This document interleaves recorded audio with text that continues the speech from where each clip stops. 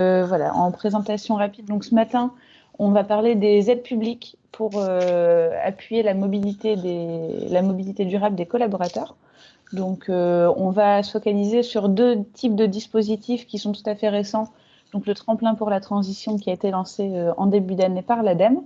Donc pour le présenter, on aura Marielle Divet et Mathieu Chassinier qui présenteront le dispositif.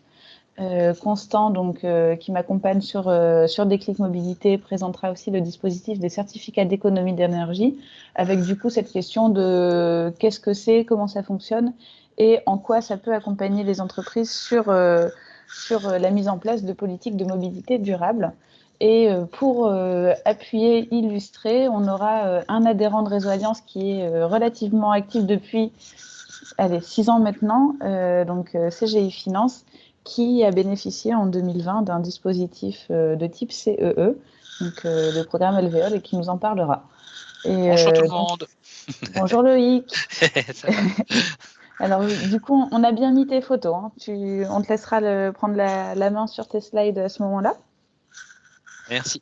Alors voilà, donc, et pendant que j'ai dit ça, on est déjà une soixantaine, donc plutôt bien.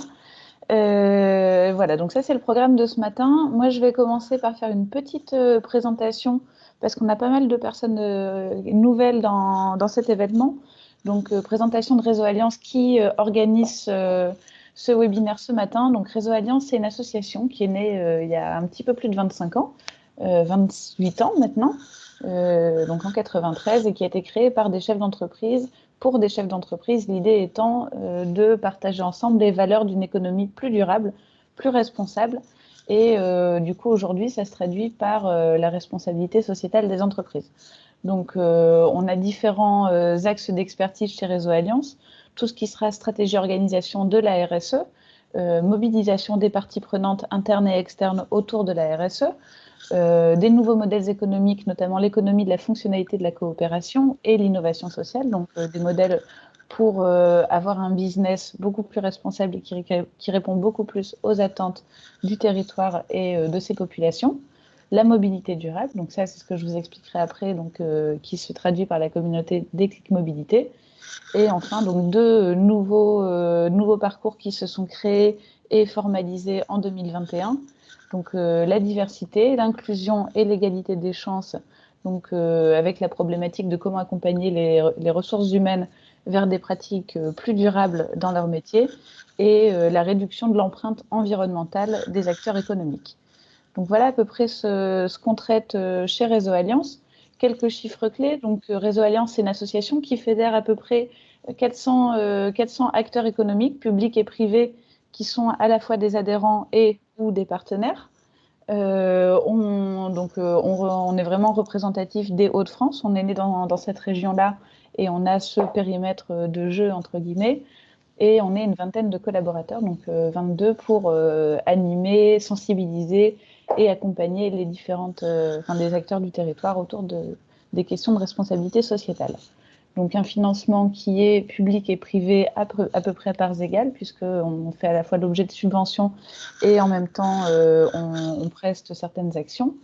Et voilà, il y a encore un autre chiffre un peu clé, c'est en moyenne 500 entreprises qui sont accompagnées chaque année. Donc voilà, quand même un gros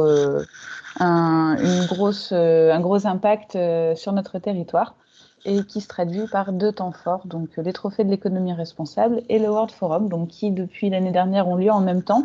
Donc les trophées, c'est l'action historique de Réseau Alliance, dans laquelle on va valoriser des démarches RSE d'entreprises et d'organisations de toute taille.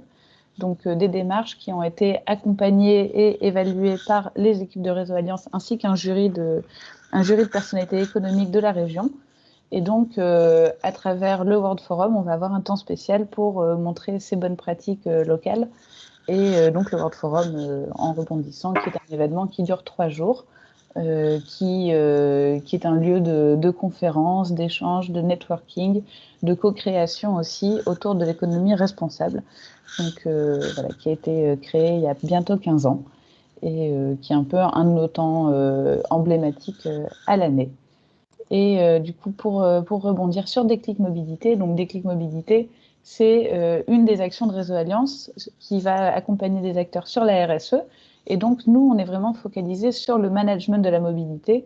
Donc, comment est-ce que les employeurs prennent en compte les déplacements de leurs collaborateurs, déplacements domicile-travail, déplacements professionnels notamment, et essayent de les rendre plus durables. Donc, plus durables, ça veut dire moins de voitures solo, moins de voitures thermiques et beaucoup plus de multimodalité, beaucoup plus d'utilisation des modes de transport beaucoup plus respectueux de l'environnement et moins chers. Donc on a des actions qui vont de la sensibilisation à l'accompagnement en passant par l'essaimage et le côté réseau que je vous montrerai juste après. Et donc c'est une action qui fait l'objet de partenaires spécifiques, donc toujours public, privé, à l'échelle de ce projet. Donc sur la sensibilisation, aujourd'hui on est dans le cadre de cette sensibilisation, donc on va organiser des conférences thématiques, des webinaires. On a aussi un site web ressources que vous pouvez visiter, sur lequel vous retrouvez des outils, de la veille, des actualités de la mobilité et des bonnes pratiques. Ensuite, on a un deuxième volet qui va être l'accompagnement. Donc là, c'est un accompagnement qui se fait en collectif et en individuel avec des ateliers, des groupes de travail, une formation et un suivi qui peut se faire à la carte et qui fait l'objet de prestations. Donc ça, c'est le troisième point. Et sur le côté essaimage, donc ce sera ce qu'on va essayer de mettre en œuvre toute l'année en valorisant des bonnes pratiques concrètes, réelles, reproductibles d'acteurs de notre communauté. Et pour faire tout ça, donc on a aussi un écosystème qui s'est formé. Donc Déclic Mobilité, c'est à peu près 300 acteurs qui se rencontrent chaque année, qui sont représentatifs des employeurs qui veulent travailler sur le management de la mobilité, mais aussi de tous les acteurs qui gravitent sur cette thématique, donc notamment les territoires, les collectivités publiques, collectivités locales, et les offreurs de solutions, qui soient acteurs des transports en commun type SNCF pour le plus gros, mais aussi des startups qui viennent de se créer ou qui sont en création et qui vont proposer des offres de mobilité plus durables donc, auprès des entreprises.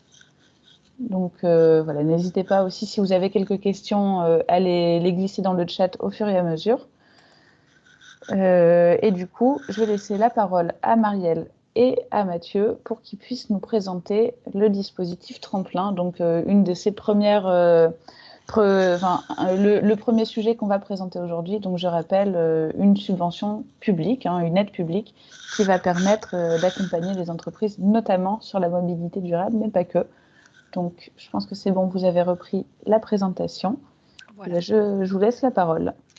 Donc, je viens vous présenter le dispositif Tremplin dont j'ai la charge actuellement donc à la direction régionale de l'ADEME. Donc, c'est un dispositif tout nouveau qui a été lancé en février dernier. C'est un dispositif très simple, très lisible, qui vise tous les domaines de la transition énergétique. Donc, vous avez une liste de mesures éligibles, on y reviendra après, vous pourrez les voir, qui sont clairement définies, très accessibles et compréhensibles. Vous avez un parcours client très clair puisque vous devez déposer créer votre compte sur une plateforme et déposer votre dossier. Vous voyez tout de suite ce à quoi vous avez droit et ce à quoi vous ne pouvez pas prétendre. On le verra aussi après. Et puis, on a un système de contractualisation simple et rapide puisque on s'engage à traiter les dossiers dans le mois. Voilà, un mécanisme extrêmement simple par rapport à ce qu'on a l'habitude de pratiquer à l'agence. Donc, ça s'adresse évidemment aux entreprises qui souhaitent s'investir sur la question de la transition écologique et énergétique. Et puis ensuite, on peut articuler ce dispositif avec d'autres dispositifs plan de relance. Voilà, donc tous les domaines de la transition écologique sont couverts. Même si aujourd'hui on s'intéresse à la mobilité, sachez qu'on peut vous accompagner sur un diagnostic climat, on accompagne aussi sur certaines ENR, sur la rénovation du bâtiment, notamment pour les entreprises industrielles et les bâtiments industriels, sur le transport, mais aussi sur la préparation des biodéchets, par exemple, ou encore sur l'éco-conception. Vous avez une liste d'actions générales qui sont définies, c'est ce que je vous disais avant. Je ne vais pas rentrer dans le détail, mais je pense que vous aurez accès à la présentation de toutes les façons. Et puis, les données sont très accessibles sur le site Agir pour la transition énergétique. Donc voilà, mais en tout cas, vous voyez que l'économie circulaire et la gestion des déchets sont concernés, tout comme le transport, tout comme la performance énergétique du bâtiment, et puis la comptabilité des gaz à effet de serre. Donc, c'est un dispositif qui s'adresse à toutes les PME dans tous les secteurs d'activité, quel que soit leur statut, à l'exclusion des auto-entrepreneurs. Voilà. J'attire quand même votre attention. Les ETI sont exclus du dispositif. Donc, quand on a des PME qui sont rattachées à un gros groupe, parfois, on a de mauvaises surprises. Je voulais aussi attirer votre attention sur le fait que le dispositif peut être adapté géographiquement. Donc, ce n'est pas parce que vous avez un dispositif d'aide qui existe ici en Hauts-de-France qu'il sera exactement le même dans d'autres régions. Évidemment, pour s'articuler avec les autres dispositifs déjà en place et proposés notamment par les collectivités territoriales. Et puis, il y a une adaptation évidemment aussi pour l'outre-mer, comme on le fait assez régulièrement. Et puis, des investissements spécifiques à certains secteurs sur la performance énergétique du bâtiment, notamment pour l'industrie. Hein, c'est l'attention, le point que je ciblais tout à l'heure, et sur l'utilisation des énergies renouvelables, puisque, par exemple, pour ce qui concerne les bâtiments tertiaires, ils sont éligibles au crédit d'impôt pour la transition énergétique et donc il n'y a pas de cumul entre ce crédit d'impôt et les aides tremplin. Des actions spécifiques également sur la gestion des déchets du bâtiment et des travaux publics. Un fonds tourisme durable qui est articulé pour les restaurants et les établissements d'hébergement en zone rurale. Et puis des actions spécifiques dans le cadre du fonds économie circulaire sur la partie réparation. Au moment du dépôt du dossier, et on va vous le montrer ensuite, chaque bénéficiaire ne voit que les actions auxquelles il peut prétendre. Donc, une mise en œuvre hyper simple et rapide. Donc, c'est un dossier léger. Hein. Vous avez quelques éléments évidemment à remplir quand même sur la plateforme dématérialisée Agir pour la transition pour la transition.adem.fr. Vous avez un tableau Excel à télécharger avec une liste d'opérations sur lesquelles vous pouvez cocher ce à quoi vous allez vous engager. Et puis, évidemment, ce panel d'actions s'ouvre en fonction du code NAV que vous rentrerez et de la localisation. Et puis, vous avez directement quasiment le calcul de l'aide de l'ADEME. On vous demandera des devis, sauf pour les petits investissements, pas forcément signés. Voilà. Une instruction technique qui est hyper rapide, mais évidemment un contrôle quand même puisqu'on veut s'assurer que les fonds sont bien utilisés et donc on a un dispositif de contrôle qui est mis en place pour éviter d'éventuelles fraudes et puis un décaissement simplifié puisque vous avez une avance à notification de 30% et puis les 70% restants à la réalisation sur base vraiment évidemment d'une attestation simple, certifiée, sincère. Vous avez un montant minimal d'aide qui est de 5 000 € avec un montant maximal à 200 000 €. Et puis évidemment, on viendra quand même vérifier que vous avez bien fait les investissements ou les études pour lesquels vous avez sollicité l'aide. Il y a une complémentarité avec d'autres dispositifs. Donc, avant tremplin, vous pouvez bénéficier d'un Diag Ecoflux, par exemple, de la BPU ou de diagnostic et accompagnement de la Chambre du commerce et de l'industrie ou de la Chambre des métiers et de l'artisanat. Et puis, articulation également avec le programme SAR. Vous avez un cumul possible avec les prêts BPI France, le prêt vert, le prêt économie d'énergie notamment. Alors, sur le crédit d'impôt, on a une articulation sur la phase audit, mais pas sur la phase investissement. Et puis, vous pouvez par contre cumuler des certificats d'économie d'énergie avec les aides.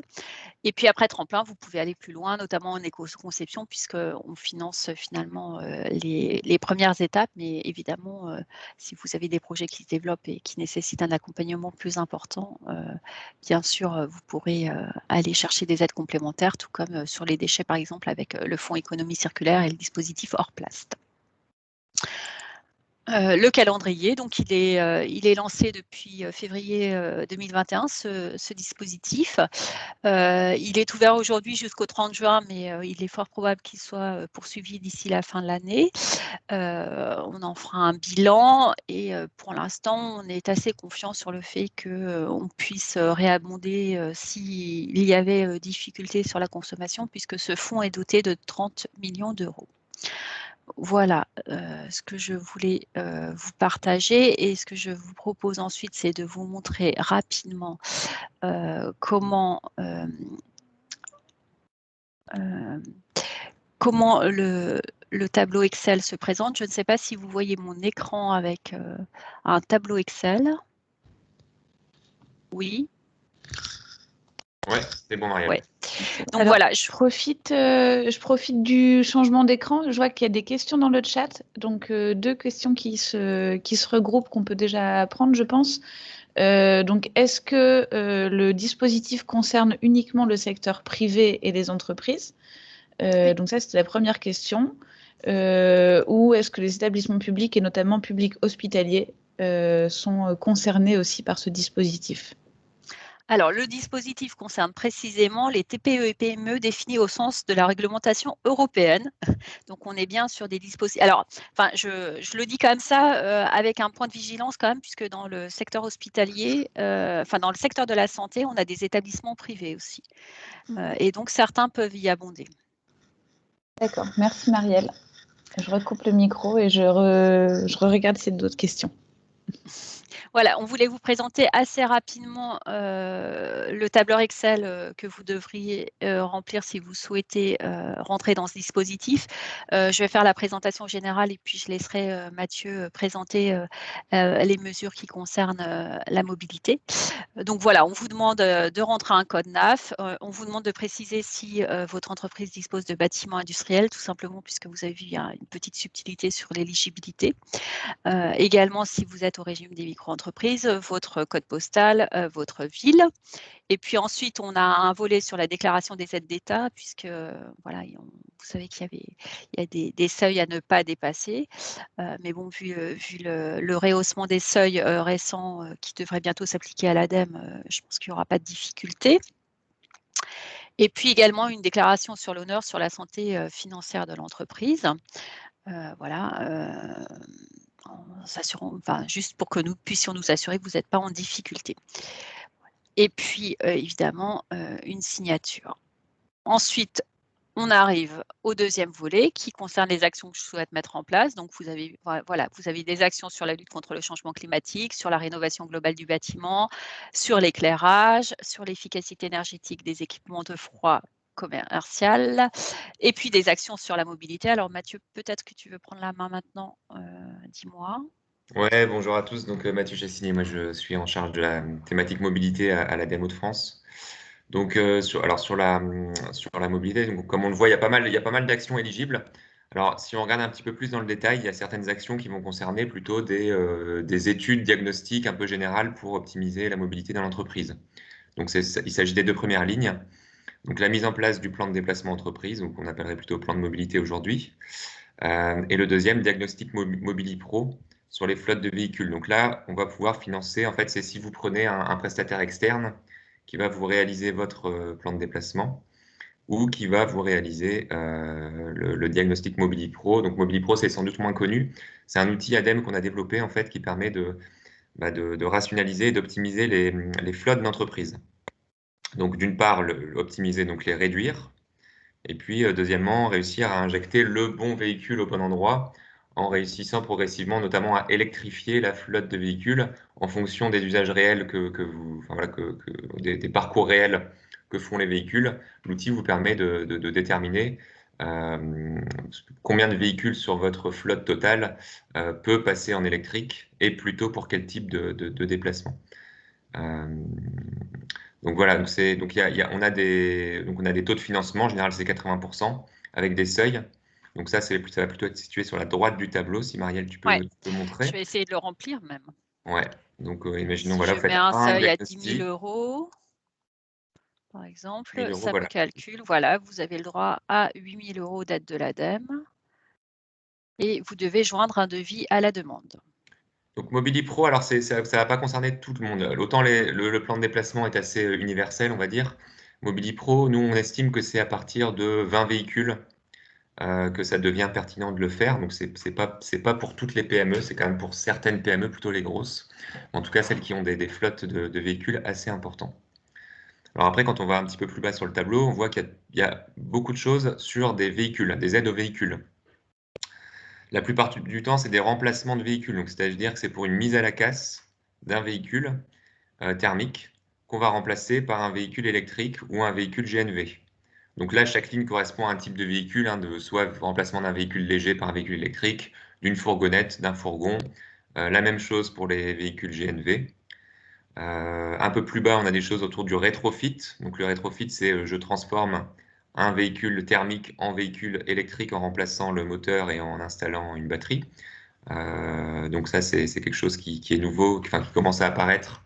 Il commence à y avoir des prestataires, des garagistes qui peuvent faire cette transformation.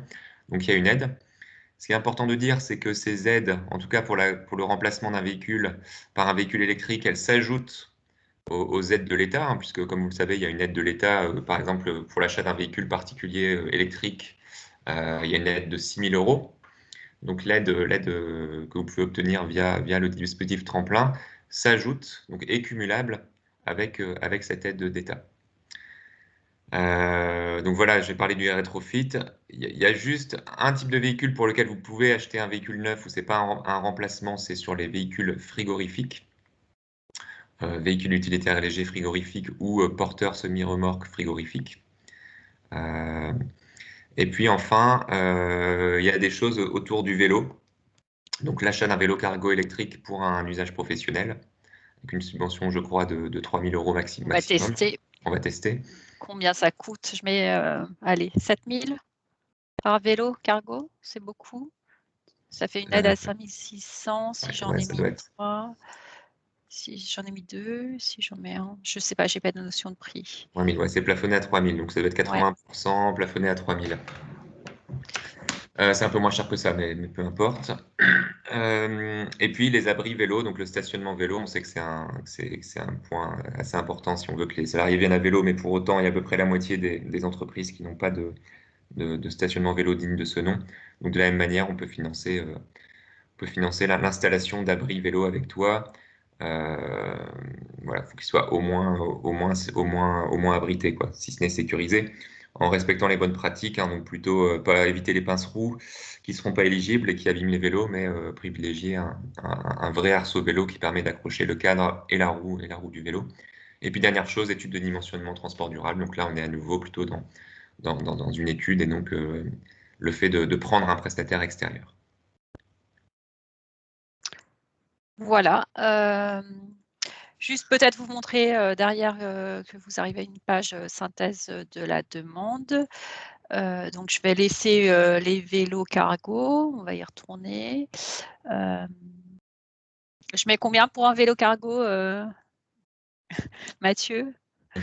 Oh, tu peux mettre 4 000 ou 5 000, 4 000. 4 000. Là, tu es dans un abri vélo, par contre, Marielle. Ah, pardon, oui. On va mettre un vélo cargo à 4 000, pardon. Donc, j'ai droit à effectivement 3 000 € d'aide, avec évidemment un devis. Et derrière, dans la synthèse, j'ai bien un coût total estimé du projet à 4 000 €. Et puis, un devis à joindre. Et derrière ça, nous, on fait tourner l'outil. Et si je le fais tourner, vous aurez là 3 000 €. Et puis, vous devez nous ajouter un RIB. Et voilà, donc c'est très simple. C'est très simple et c'est très facile d'accès. Et donc, je vais rendre la main. Voilà. Alors, je vois qu'il y a des questions. Donc, les abris vélos comprennent les vélos. Non, il ne s'agit que de l'abri. Quel est le montant de l'aide? Je ne sais pas, je ne l'ai pas en tête. Je crois que c'est 250 € par Oui, c'est ce qu'on voyait tout à l'heure. Voilà. Est-ce qu'on peut cumuler les aides tremplin avec les programmes C2E? Alors là, je crois que c'est oui la plupart du temps. Par exemple, avec Alvéole, alors oui, mais Alvéole, ça concernait plutôt les acteurs publics. Mais voilà, théoriquement, oui, il n'y a pas de problème à cumuler tremplin avec des aides au titre des C2E. Alors, il y a débat sur le prix des vélos cargo, hein, mais ici, ce sont uniquement des vélos cargo assistance électrique, donc plutôt on va dire dans le quand même haut de gamme, plutôt assez coûteux. Donc voilà, au moins quand même dans les 4 000 € assez facilement. Quand on tombe par transport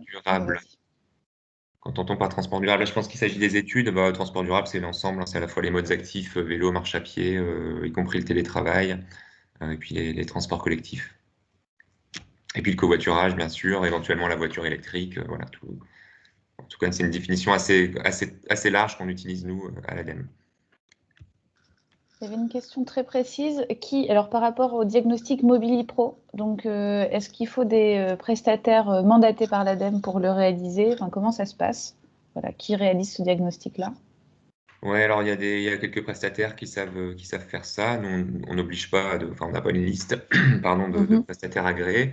J'ai de la documentation que je pourrais vous transmettre via Lucille après la réunion. On a une petite plaquette là qui doit faire 6 ou 8 pages qui permet d'expliquer de manière assez synthétique comment on peut utiliser cet outil là qui a été développé en interne ADEME sur les Pays de la Loire et qu'on décline maintenant à l'échelle nationale. En effet, on fera une petite FAQ, on mettra les documents complémentaires et la présentation disponible sur le site web de Déclic Mobilité. On enverra le lien à tous les inscrits, il n'y a pas de souci là-dessus. Alors, je continue sur les questions. Donc, on a Jeanne Menson qui demande si les associations de plus de 1000 salariés sont incluses dans le dispositif tremplin. Alors, les associations, oui, dès lors qu'elles ont une activité économique. De plus de 1000 salariés, ça me paraît compliqué puisqu'on est sur les TPE, PME et donc moins de 250. Alors, ce n'est pas la seule règle, puisqu'il y a aussi un seuil au niveau du chiffre d'affaires et du bilan. Mais du coup, le plus de 1000 salariés me pose question. Merci Marielle. Bon, après, il y a d'autres dispositifs qu'on montrera tout à l'heure. Donc là, c'est une partie des aides qu'on peut retrouver. Ensuite, on a Arnold Fouquet qui demande « Je loue mes véhicules plutôt que de les acheter. Est-ce que les loueurs LLD vont être impactés par ces mesures ?» Alors, c'est une question qui sort un petit peu du dispositif tremplin pur, mais voilà, est-ce qu'il y a des choses qui sont prévues pour ce type d'acteurs? Pas directement à ma connaissance, Mathieu, sauf si… Non, non, c'est vrai que ça correspond pas enfin, c'est assez rigide entre guillemets sur les mesures, donc ça correspond pas à la définition de la mesure sur le remplacement des flottes. Ok, merci. Bon, après, il y a d'autres obligations, notamment quand on est dans les métiers liés à la mise à disposition de voitures, de renouveler son parc, mais du coup, voilà, ce sera plus une obligation qu'une aide, si je ne me trompe pas. Et alors après, on a Sylviane donc, qui demandait tout à l'heure pour le secteur public hospitalier. Donc, elle a bien compris que c'était pas que l'hôpital qu'elle représente n'était pas éligible. En tout cas, elle était intéressée pour avoir le tableau Excel. Donc, comment est-ce qu'on se le procure? Alors en fait, quand vous créez un compte sur agir pour la transition.adem.fr et dans le dispositif tremplin, vous avez ce tableau Excel qui est téléchargeable. Merci beaucoup. Il est accessible en ligne. Et alors, je regarde ensuite dans le chat en même temps. Alors, du coup, Noémie Rojo nous a un petit complément sur les crédits d'impôt en faveur des flottes de vélos. Donc, en effet, il y a 25% déduits sur la dotation des amortissements. Et alors, on a une question. Quels sont les délais entre le dépôt du dossier, la réponse et le paiement de la subvention? Donc, on l'a un peu abordé tout à l'heure, mais si on peut revenir dessus. 1 mois.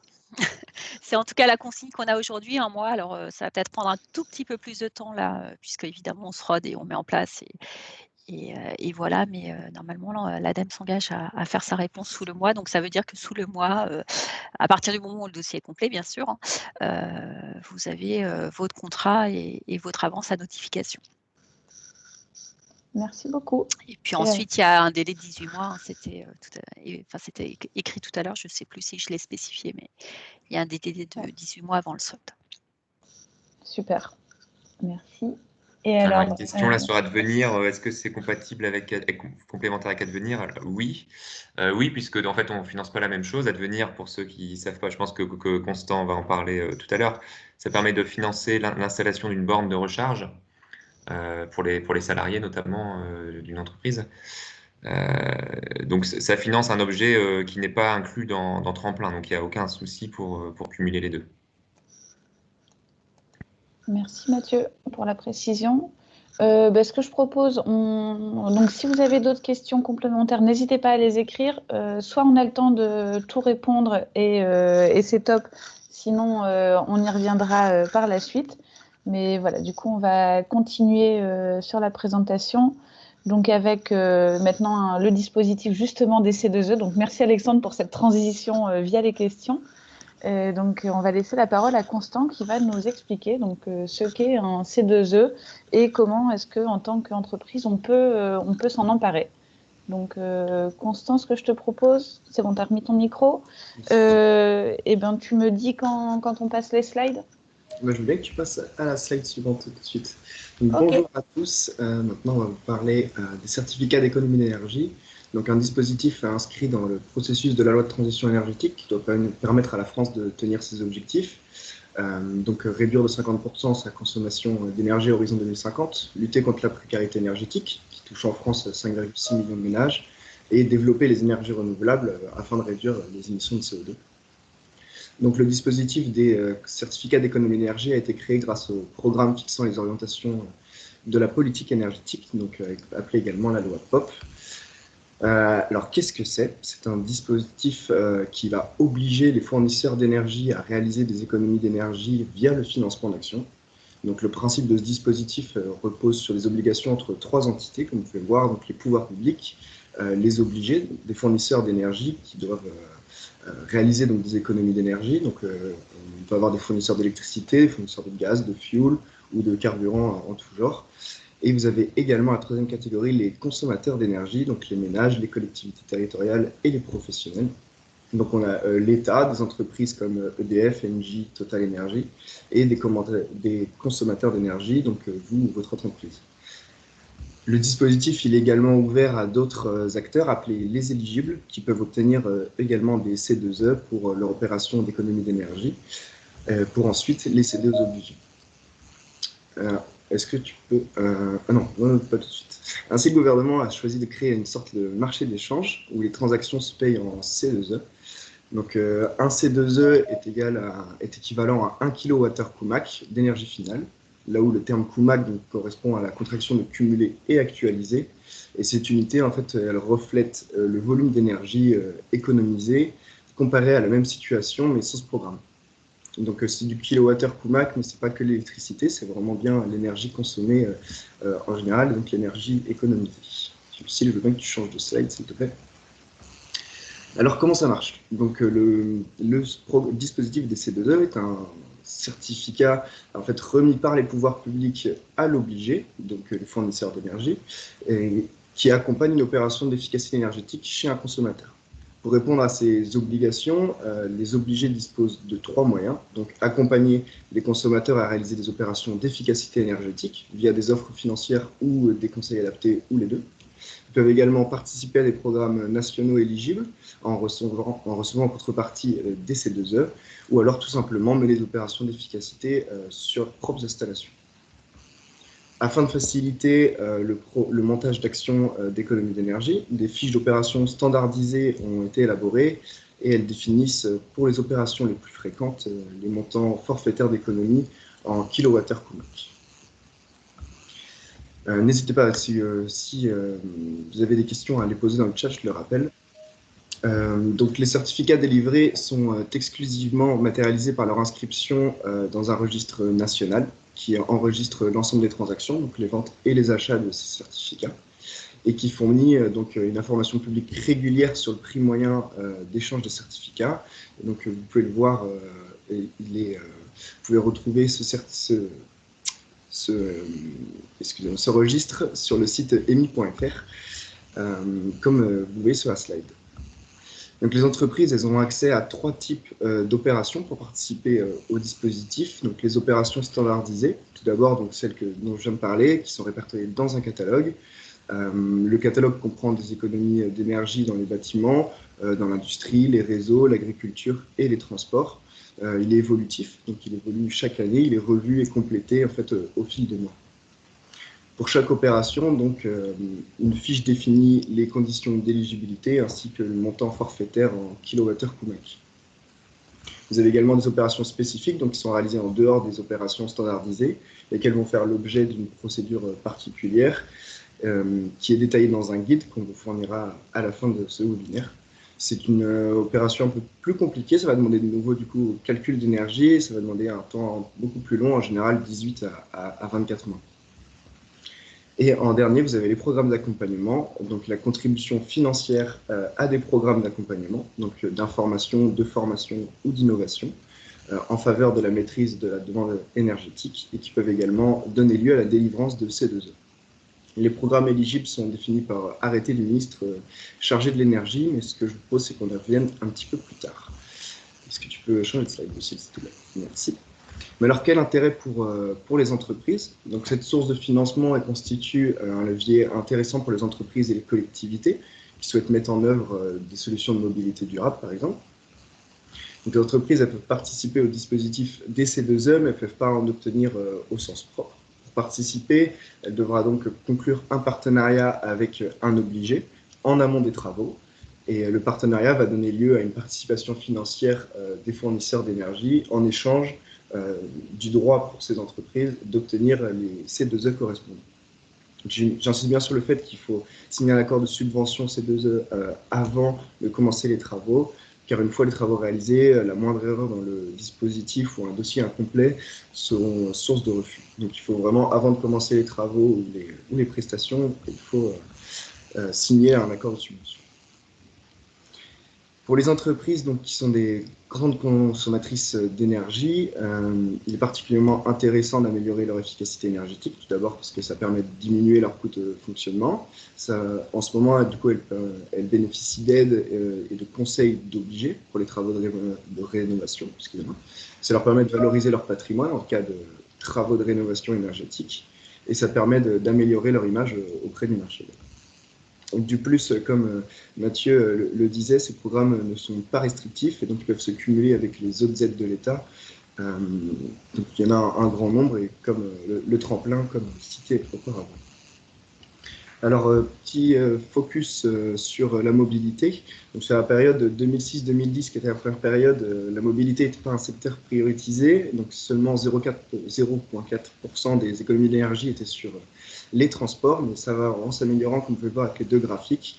On a eu 1% des économies qui étaient sur les transports pour la deuxième période et selon les calculs de l'ADEME, 5% pour la troisième période. Est-ce que tu peux passer à la slide suivante, Lucille, s'il te plaît? Alors maintenant, on va arriver dans une partie beaucoup plus opérationnelle. Donc, pour la mobilité, la transition énergétique elle repose beaucoup sur les programmes d'accompagnement, l'un des trois types d'opérations dont on a parlé précédemment. Donc, il existe aujourd'hui 32 programmes C2E favorisant les mobilités économes en énergie qui balayent un champ assez large avec des programmes portant sur le vélo, le covoiturage, les EDPM, donc les engins de déplacement personnel motorisés, l'installation de bornes électriques, la logistique durable et même la sensibilisation à l'écomobilité. Ce que je vous propose, c'est de faire un petit tour d'horizon des programmes disponibles. La liste ne sera pas exhaustive parce que du coup, il y en a quand même beaucoup, mais je vais pouvoir vous faire un rapide tour d'horizon.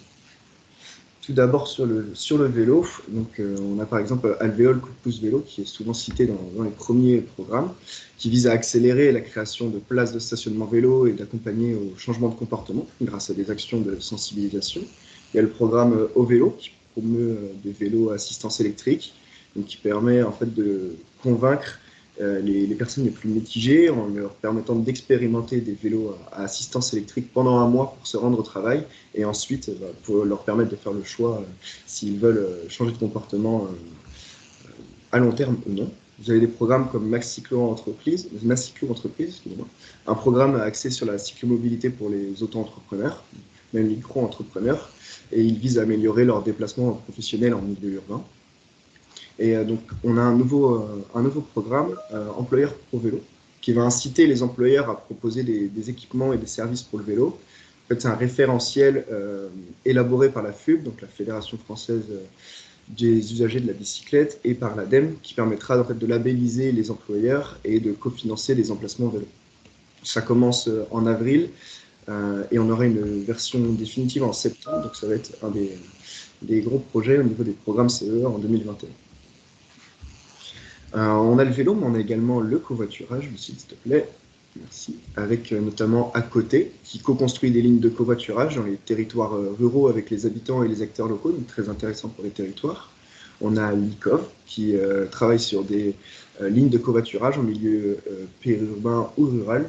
Et donc ce programme a pour but de massifier les lignes et également de booster les innovations technologiques au niveau du covoiturage. Et on a un autre programme, Tout covoitureur, qui lui est vraiment plus axé pour les entreprises. C'est un programme de formation, de sensibilisation au covoiturage et d'accompagnement des entreprises à la mise en place de ces dispositifs. Je vous parlais également de logistique durable. Donc j'ai pris 4 programmes pour en témoigner. Donc on a Vélogistique par exemple, qui a pour but d'améliorer les déplacements du dernier kilomètre pour des livraisons ou pour les interventions de proximité en milieu urbain. Donc elle accompagne au changement et elle va financer des vélos électriques. Il y a par exemple le programme comme Colis Active qui permet un mode de livraison de colis durables décarboné sur les derniers kilomètres grâce à la mobilité active, notamment le vélo. Et il finance une partie du surcoût associé pour les entreprises.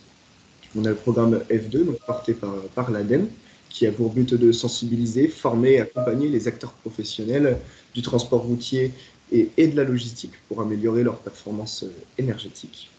Et pour finir sur la logistique, on a Éclair, un programme axé sur les économies d'énergie dans la chaîne de logistique du froid et qui va permettre également de suivre les performances et de former les conducteurs dans ce secteur. Donc la transition énergétique, comme Mathieu Chassignet, va concerner également les véhicules électriques. Donc, on a des programmes comme Advenir qui permettent de se faire offrir une aide financière pour le déploiement de points de recharge en voirie, en entreprise et dans les copropriétés. Donc, on a Loïc qui parlera juste après moi pour vous donner vraiment une version plus pratique d'Advenir. Et je vais citer également Moebus, donc qui travaille sur les véhicules électriques, pour les transports en commun, donc les bus électriques et les recharges associées. J'ai associé les véhicules à mobilité active et aux modes actifs, donc avec par exemple Mobiprox, dont on a parlé rapidement, qui fournit des informations et qui permet de former sur les employés aux engins de déplacement de personnel motorisé et à la collecte de données associées à ces engins. Et un programme comme EcoSanté, donc lui qui est vraiment de la mobilité active, qui encourage les pratiques de mobilité moins consommatrices en énergie et qui va permettre de faire des séances d'activité physique et de sensibiliser vos employés à ça.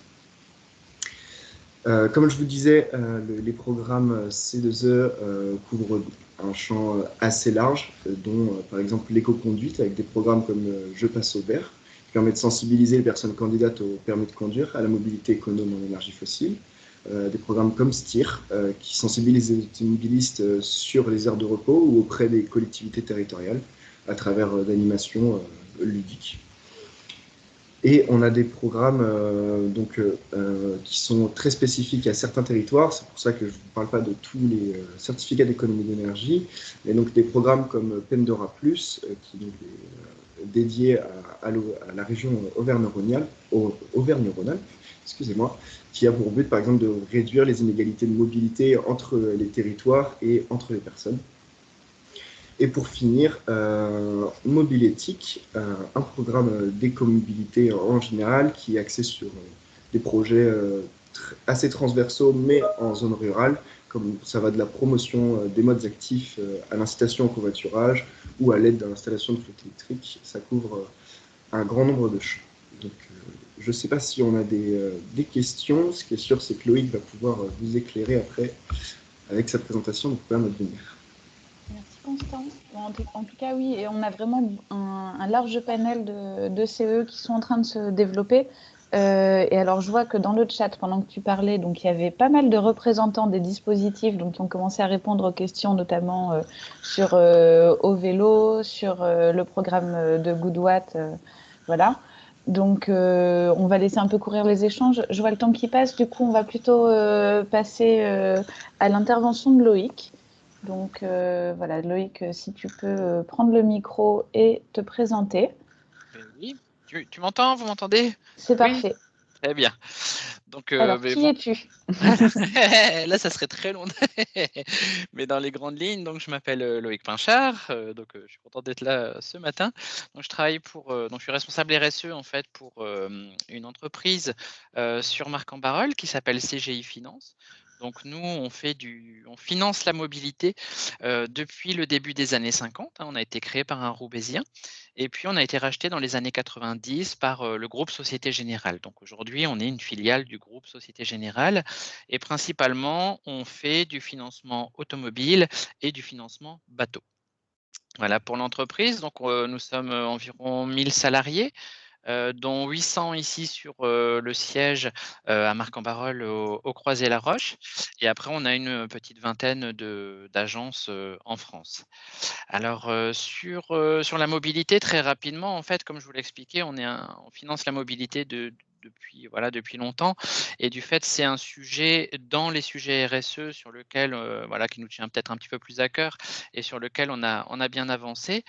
En fait, en 2016, donc on a fait un PDE, notamment aussi grâce au réseau Alliance, grâce à Déclic Mobilité. Donc on a réalisé un PDE où on a mis en place des actions. Donc type un pool de vélos assistance électrique, on a développé le covoiturage, etc., etc. Et puis, on est allé un petit peu plus loin et en fait, on a fait des achats groupés de véhicules électriques.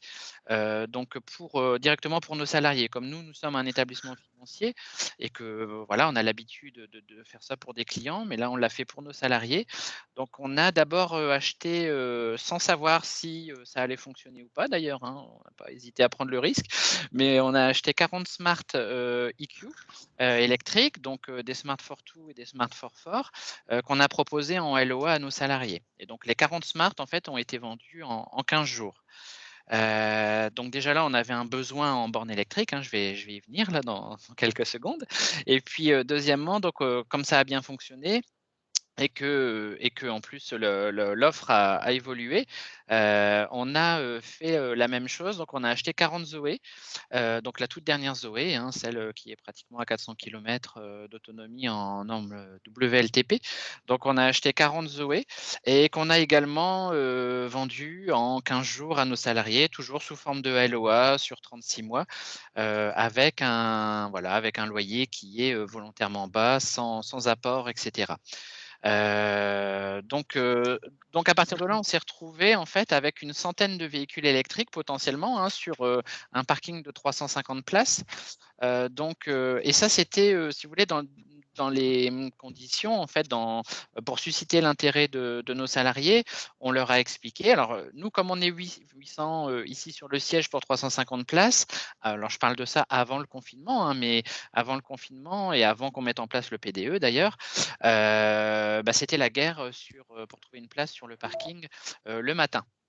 Donc, à partir de 9h moins 5, 9h moins 10, les salariés commençaient à s'entretuer pour les dernières places. Donc, ça faisait partie de notre offre au départ. On leur a dit, si vous venez en véhicule électrique, vous aurez une place réservée et vous pourrez vous charger gratuitement. Donc ça, on l'avait fait avant même la nouvelle loi mobilité. On avait un petit peu anticipé là, sur le truc. Mais donc, les salariés pouvaient se charger gratuitement. Et ça fait partie du contrat. Donc à partir de là, on a dû équiper nos places en bornes de recharge. Alors en fait, aujourd'hui, on a 50 places sur les 350 qui sont équipées en bornes de recharge. Donc on a 40 places en bornes de recharge rapide. Donc ce sont celles que vous voyez à l'écran. Je vais vous expliquer ça. Donc en borne de recharge rapide. Et puis après, on a une dizaine de places qu'on a laissées avec des bornes de recharge type domestique parce qu'on s'est rendu compte qu'il y avait aussi, pas beaucoup, mais 1 ou 2 véhicules hybrides rechargeables notamment. Alors je ne sais pas pour quelle raison, mais qui n'arrivaient pas à se recharger sur ces bornes. Donc on a laissé une dizaine. Voilà, donc on a une cinquantaine de bornes de recharge comme vous voyez là, qui sont des bornes de recharge alors à 22 kWh. Alors pour ceux que ça intéresse, donc à 22 kW. Et on en a aussi quelques-unes qui sont en 7 kW, mais qui sont évolutives vers du 22. Donc à partir de là, si j'ai un conseil à donner, et d'ailleurs en discutant hier encore sur le sujet avec l'acheteur, parce que ça date de 2019 en fait, ça date de fin 2019, et l'acheteur me disait si devais refaire aujourd'hui l'appel d'offres, je demanderais directement des bornes en 22 kWh, tout simplement parce que les véhicules aujourd'hui qui sont vendus, comme la Zoé, acceptent tout à fait ces recharges rapides, alors que sur la Smart, par exemple, à l'époque, c'était une option. Mais aujourd'hui, voilà, si j'ai un conseil à vous donner, partez sur des bornes d'au moins, mais bon, il y a peut-être des fabricants de bornes qui sont là et qui pourront répondre mieux que moi. Je suis pas électricien, mais ça semble un minimum aujourd'hui. Alors au niveau de l'appel d'offres, donc on a contacté plusieurs acteurs et puis on a travaillé avec Eiffage, alors je pense qu'on travaillait déjà avec eux. Donc ils nous ont installé 40 bornes des Schneider en fait, des EV Link, hein, le modèle. Mais je sais que depuis dans la région, il y a des constructeurs et des installateurs de bornes hein, qui se sont, puis Lucille, tu pourras peut-être, tu les connais aussi, type Rossini Énergie par exemple, etc., qui sont voilà, des sociétés qui sont très très bien. C'est simplement qu'à l'époque, il n'y avait pas finalement énormément d'acteurs hein, et ça s'est bien développé. Mais voilà, n'hésitez pas à vous tourner vers les acteurs de la région. Comme ça, en plus, on fait du local et c'est bien. Donc, on a commandé ces bornes. Alors, en fait, ce qu'il faut savoir sur le coût, c'est que en fait, une borne électrique, et je pense que les tarifs ont plutôt baissé depuis. Nous, pour être tout à fait transparent avec vous, on a payé 1 847 € par borne hors taxe. Donc encore une fois, c'est des bornes où en fait dessus vous allez pouvoir vous recharger. Vous le voyez d'ailleurs sur les photos. Donc il y a une prise en fait, elles sont doublées. Hein. Donc il y a 20 poteaux avec 2 bornes de chaque côté, donc ça fait 40. Et donc vous pouvez tout à fait vous recharger alors c'est triphasé évidemment, et vous recharger en rapide. Hein, c'est les câbles que vous voyez là, mais également vous recharger en normal. C'est tout à fait possible aussi.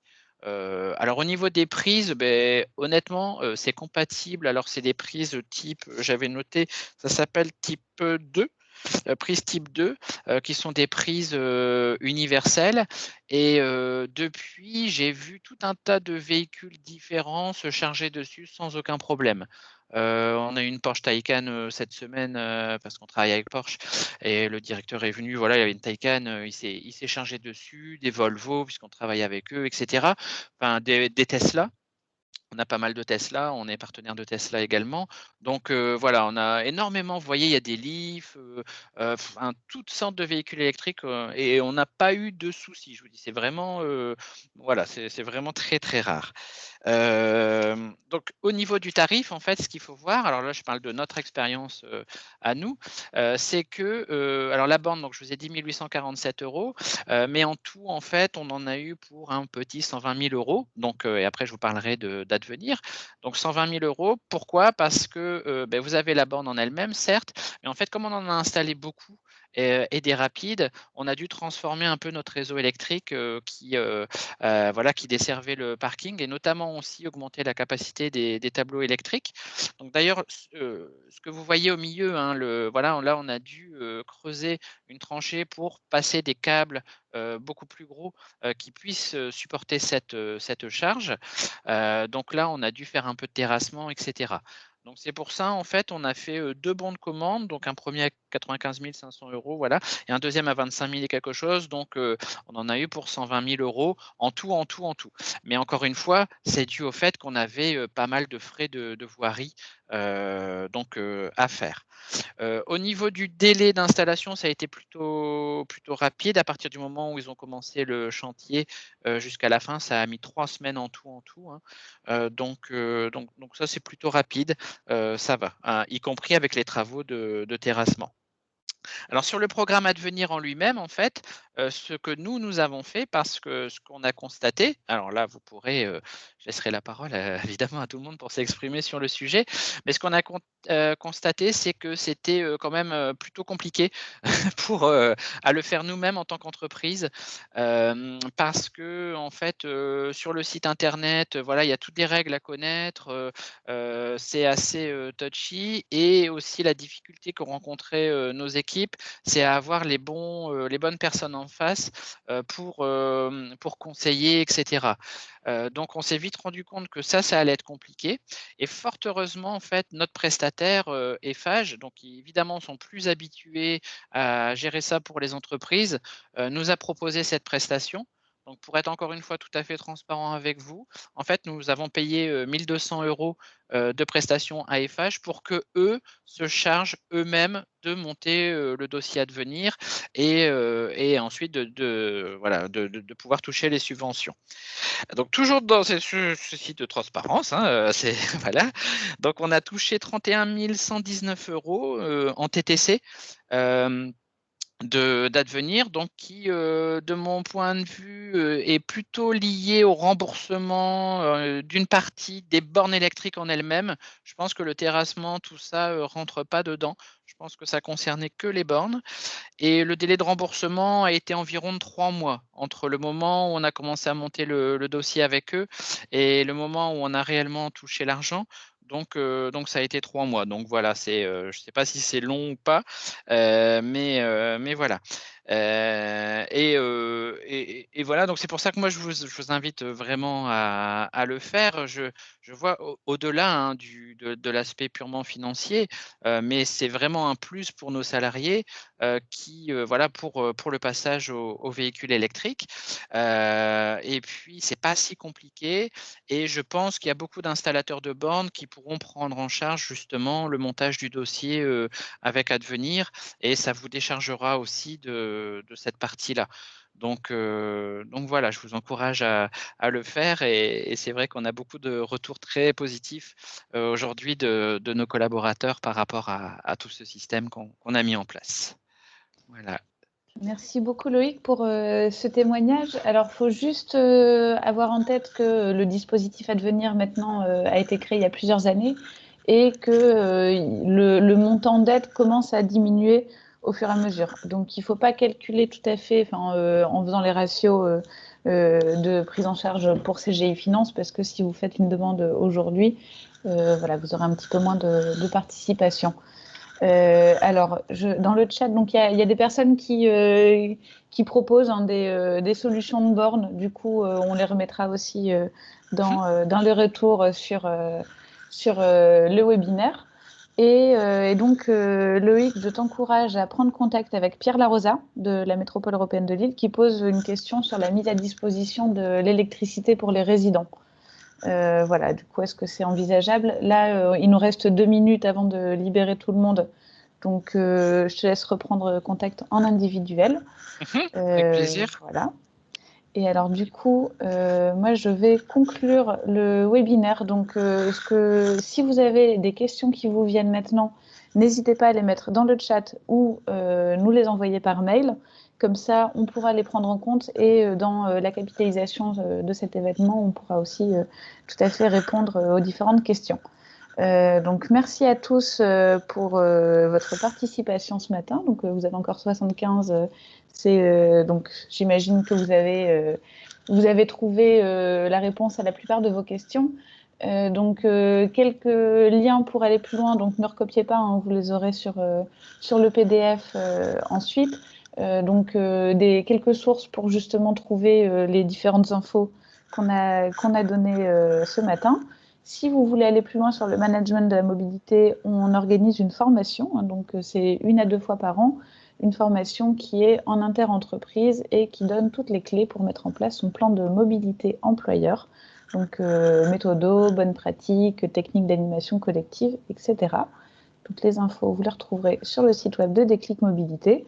Et enfin, donc, si c'est un sujet qui vous intéresse, donc voilà, n'hésitez pas à noter les différents événements. Donc, tous ne sont pas accessibles à tous et il y a des conditions d'adhésion de temps en temps.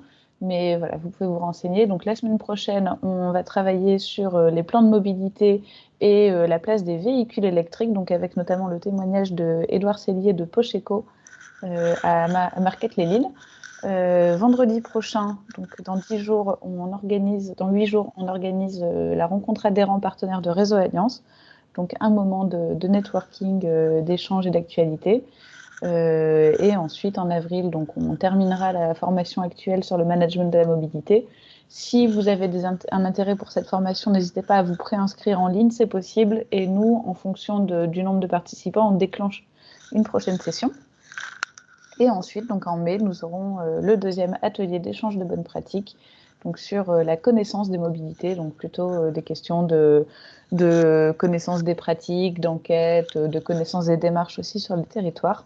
Et donc, nouvelle date à noter, donc du 20 au 25 septembre prochain aura lieu le challenge de la mobilité Hauts-de-France, donc un challenge d'une semaine pour que les employeurs promeuvent la mobilité durable dans les déplacements de domicile-travail de leurs collaborateurs.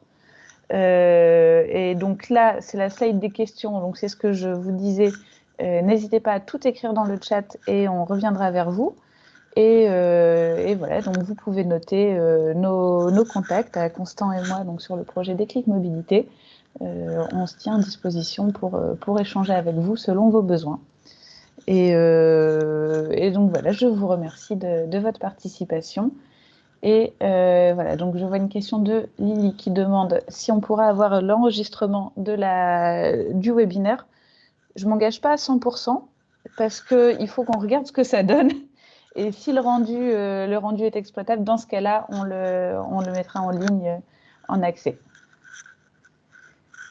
Et ben, il ne me reste plus qu'à remercier tout le monde. Et oui, les liens seront disponibles sur le PowerPoint en lien cliquable. Donc, merci à tous. Merci Marielle et Mathieu. Merci Loïc. Merci Constant aussi d'avoir préparé cette présentation sur les C2E. Et concernant les C2E, donc Constant avait déjà fait une présélection sur le site web de Déclic Mobilité, donc vous pourrez retrouver dans un article et dans l'annuaire de Déclic Mobilité les différents liens vers les sites et une explication de chacun des C2E. Chacun des C2E présélectionnés sur la mobilité des collaborateurs. Écoutez, je pense que Constant, tu peux couper l'enregistrement et puis on reviendra vers vous bientôt. Merci à tous.